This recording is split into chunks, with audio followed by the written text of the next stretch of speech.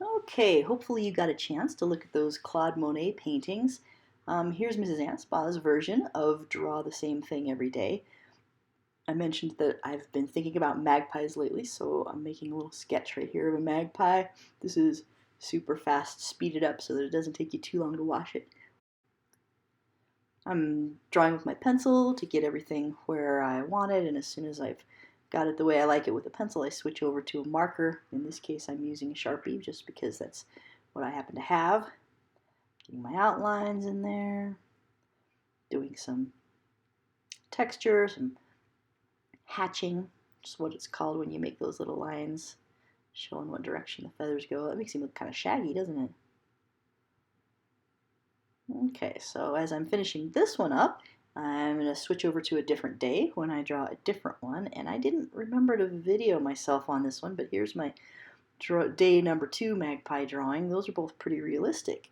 So the third day I decided I'd make more of a cartoon kind of magpie.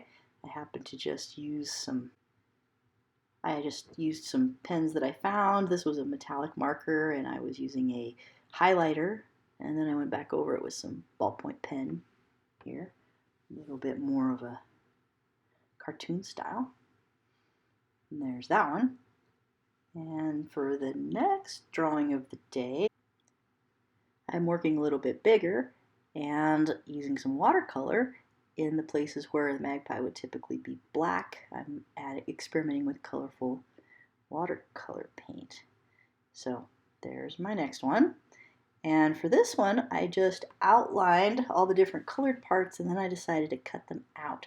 I saw somebody else do this with kind of a fashion design drawing where they drew a lady and then they cut out her dress, and then whatever they put it in front of, that became the dress. So now you can see I'm taking it around to different places in my house and looking at it with leaves from the plant and flowers where the black would be, or maybe out the window, the sky and the ground where the plant. Uh-oh, what's this where the black would be?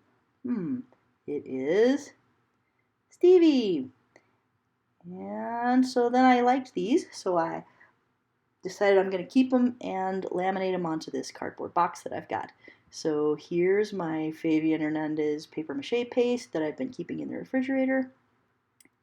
And I'm going to attach all my drawing of the days to this box so I can have kind of a three-dimensional collage of the different drawings that I'm making. And I'm not quite all the way done, but I'll show you when I get it. So far I've got, now it's a little bit sad to stick this one down because now I can't look through the cutouts anymore, but I figured I was probably pretty done with him, and I can always revisit it and make another one if I want to.